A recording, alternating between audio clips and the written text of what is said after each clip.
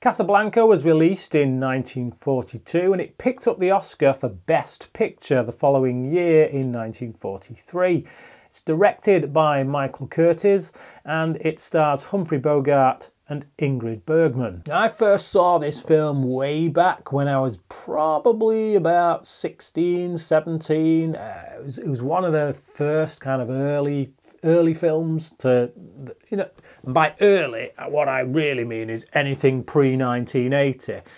You know, as a 15 to 20-year-old, you tend to watch modern stuff, and yeah, like one of the first early films I saw was The Apartment, the 1960 film with Jack Lemmon, which kind of sent me down a bit of a rabbit hole of watching older movies because I loved it. I'd watched The Apartment and I was like, what on earth is this? This is pretty good. I thought old movies were just going to be boring, and they're not.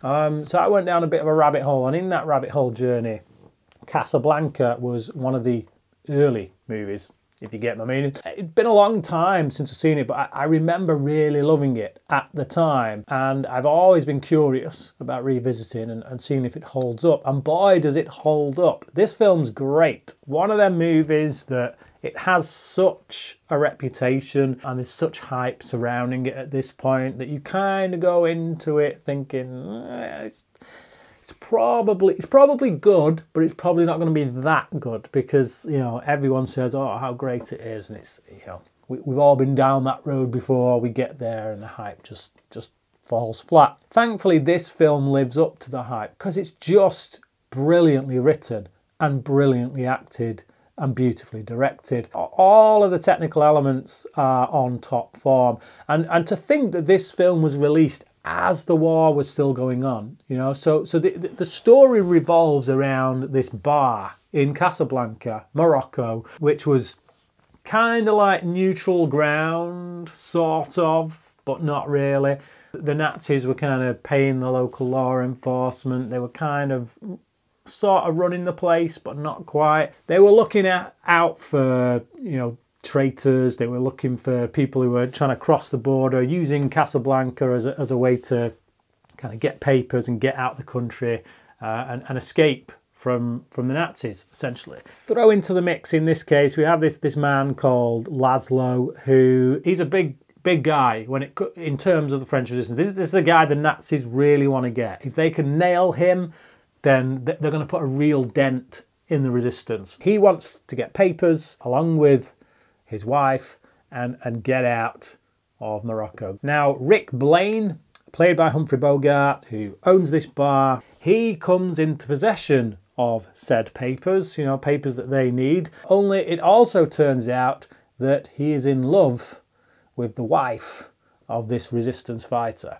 You know, they had a prior relationship, and all that is kind of explained as to how that came about, what happened, when it happened, and that story is in itself is quite a tragic story, quite a heartfelt story. It makes you root for all three characters. This is the thing. It's like each one of these three characters, none of them's a villain, out and out villain or anything like that. None of them's the out and out hero either. Well, actually, I tell a lie. Laszlo is kind of heroic, really, isn't he?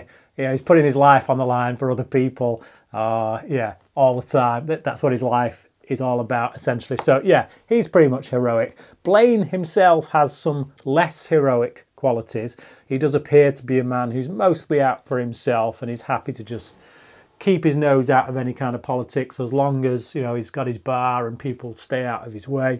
But over the course of the film, we learn that that's not necessarily the case. This guy's a much softer guy than he's painting himself to be.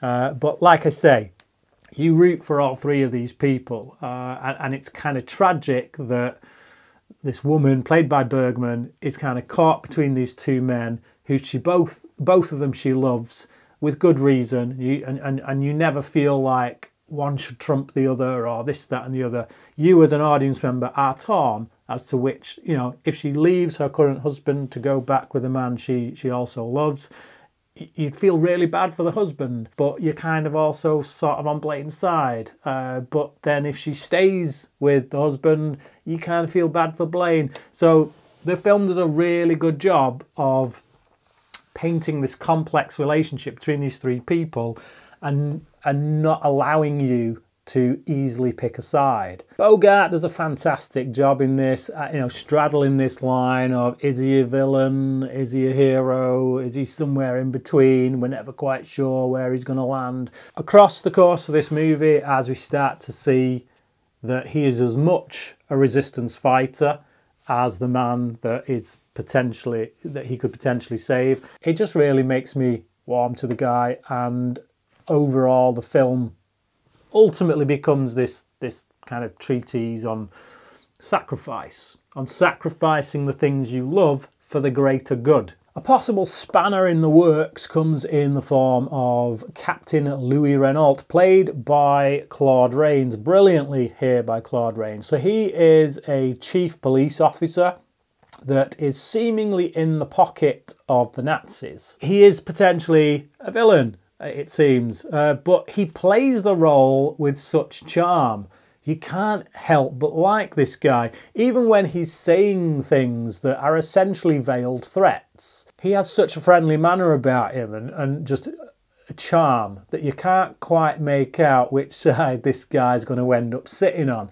And I like that. I like that all the way through the movie, because it keeps you on your toes of like, this guy could go either way. He could betray these people, or he could end up saving them. The dialogue across the board in this film is really intelligently written. It's that kind of dialogue that instantly clues you into who these people are, whilst also leaving undercurrents to suggest who they in fact may be, in spite of what they present as to who they are. But it also just really clues you in to the politics of the day. It's the kind of dialogue that is sorely lacking in most modern movies. There's great music in this film as well, whether it's the songs that Sam's playing, as time goes by, kind of gets lodged in the brain. You go away from this film humming the tune to that. Even the orchestral music that plays, the score to it, so to speak, is really nice as well.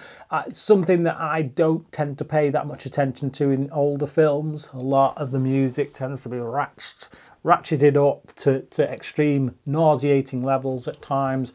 But here, it's a really effective use of music. I like it. I actually enjoy hearing it in the film. There's not that many locations in this movie. We are mostly tied to the bar, to Blaine's bar, but it still feels like a big world. We do go to other places. We do get snippets of streets of Morocco when somebody's being run down by the police and things like that.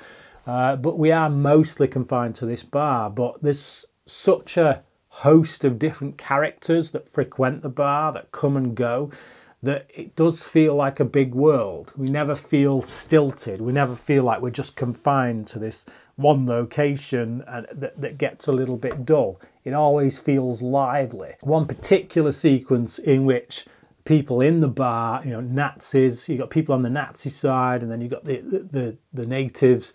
They all start singing. Well, it starts with the Nazis. They start singing their national anthem. And then the Moroccans get up and they start singing is it their national anthem or the French national anthem? They're singing another national anthem that isn't the Nazis anyway.